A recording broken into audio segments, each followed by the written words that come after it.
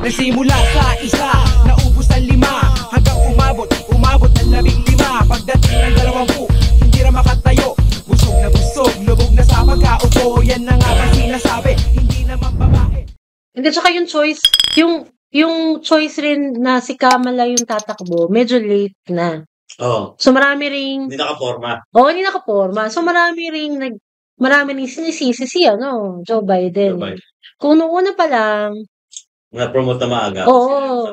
Para sasabihin, di ba sinabi mo naman noong una, transition president, kailan ba nagbago isip mo? Kung hindi nagbago isip mo, di sana noong una pa lang, naayos nyo na yan. May bumili na ba ng alak? Para si Kamala is in a stronger position. Or, kung hindi siya talaga yung tamang kandidato, nakagawa kayo ng primary. Para nakuha nyo yung tamang kandidato na lalaban kay Trump. So, nagsisihan din sila sa Democratic Party. Hindi narinig ko.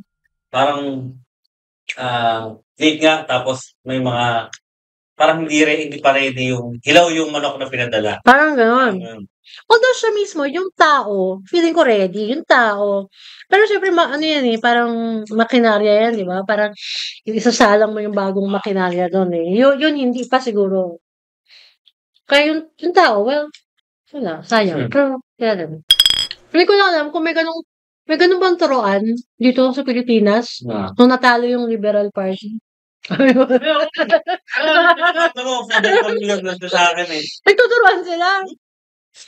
Tapos yung feeling na, nagtuturuan sila. Kasi, hindi ginalingan ng marketing yung ng Lenny side. Yung pink. Yung kasi may mga pa-Pokemon pa sila nun eh.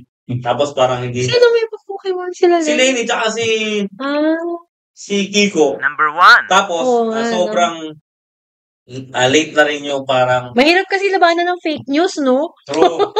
Paano mo lalabanan yun? Kumbaga, paano mo lalabanan yung fiction, di ba? Fiction din. yung Lenny Kiko kasi, feeling namin, o feeling ng mga yun, malakas kami kasi kada rally, dami. Oo, dami. Pero totoo nun, nakapokus yun sa Metro Manila. Pag lumabas ka, nakikisama lang sa yun, pero totoo nun, bayad na sila, tapos yung puso nila talaga, nagkerte sa, PBM. Parang parang palagay ang loob nila, mas palagay ang loob. Ayaw nilang mag-risk. Parang sa Amerika nga ganun, parang risk para sa kanila, na iboto si Kamala. One nachos, coming up. Kaya kayo lang eh. Kasi na-divide na eh. Tama. Na-divide para meron ng page na, o kaya, group page na, sa atin lang to. Oo, tama. Kayo lang yung nag-i-empower sa sarili. Pero, hindi nyo nakita yung labas. Hindi nasilip yung kabilang kampo. So, paramihan na lang to, no? Paramihan na lang to ng kampo. Excuse me lang pare ha. Ganun yung nangyari nun eh. Na nagulat nung end count. Ang layo, Milya. Pwede may daya. Pero ang tinanggap na rin ni Lenny na layo talaga. Oo, no. Parang sa US din. Hindi talaga daya yun. Yun ang talagang boses ng karamihan. Which shows us kung gaano ka, parang nasa na yung critical thinking na parang diba, parang pwede namang mag-isip ka rin sa sarili mo or parang pwede ka namang kumalas dyan sa, di mo, kunyari sabi mo nasa group chat, di ba?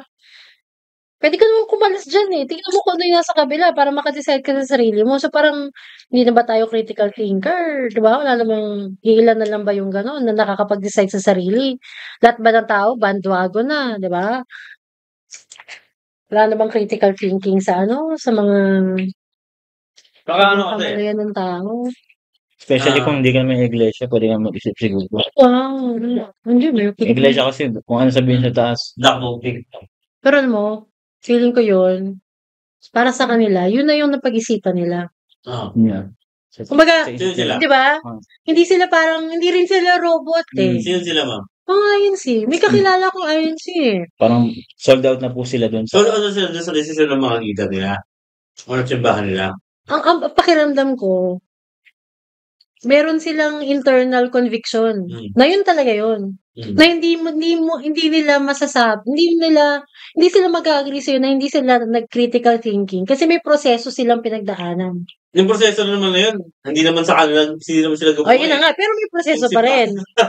Get mo? May proseso pa rin. Kaya malalim pa rin ang ano. Feeling ko may proseso sila, pero yung proseso nila, hindi, kung sino kaya ang boto. Pero kung di, bakit maganda iboto si... Pwede. May point ka dyan. Posible, no? Kino-convince na lang nila yung... So, parang meron silang, malalim, komplikado, pero justification nung ano. Yeah, pwede. Pare, i-shot mo.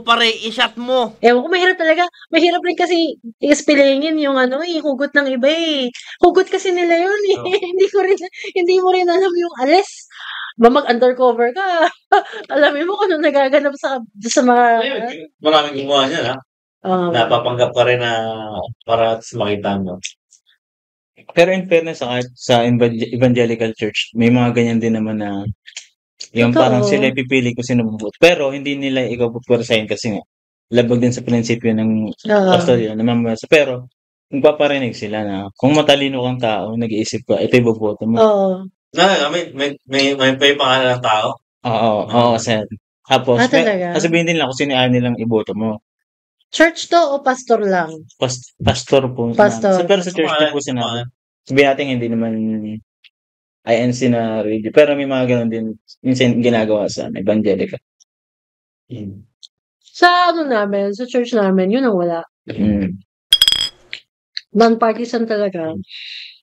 Pero minsan may extreme eh. Kasi parang sobrang, fine, wala kang ini-endorso, ganyan. Pero to the point na, parang separation of church and state. So parang ang dating ay pag-usapan natin yung mga makalangit na bagay, ganyan. So parang, nandito tayo sa lupa, ba't di pag-usapan yung lupa? Wala pa tayo sa langit, no? At saka yung inutos sa ating gawin, di sa langit. Yung inutos sa ating gawin ng Diyos natin, dito sa lupa gagawin, okay? So parang, anyway, so ganun yung so in that sense, walang political leaning, pero may sometimes nagli-lead siya sa parang apathy. Hindi yung kay Bruno Mars. Yung walang pakialam. Parang, wala lang. Or, detach nga sa social issues. For a reason, no? It could be parang, mas mahalaga yung inisip na mas mahalaga yung iwasan nating magkawatak-watak tayo as a church. Kasi parang you're starting, sowing conflict, disunity kapag nag-start ka ng discussion ng politika. Sa church niyo, ma'am? Oo. Yung dad ko, elder yun eh. Sa church, pero na-stroke na siya. Kaya hindi na siya nakakapagsalita. So, kumbaga, medyo retired na talaga siya. Pero nung yun ay elder, talagang ganun yun. Walang politics. Kasi nga, yun ang pinaninindigan ng namin eh, ng mga matatandang leader sa church namin na hindi tayo mag-i-involve sa politika. Sa akin nga yung mababasag. Hindi kasi nga yung iba na rin. At saka iba na rin yung population ng church ngayon. Namin. Mas marami ng medyo bukas yung isipan. Although, syempre, hindi ka rin naman basta-basta lalabas. Oo, lalabas doon, di ba? I mean, pugutan ka bigla. Para saan? Ang inisip ko rin, bakit mo mamadaliin? Kasi, para saan? Bill out na, boss.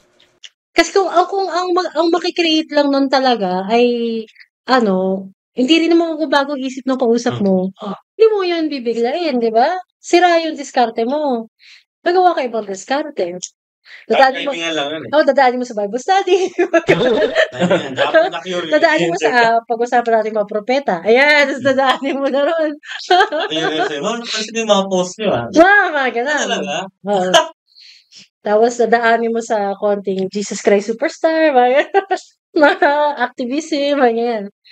Yun nga, pasundot, para lang magkaroon ng konting puwang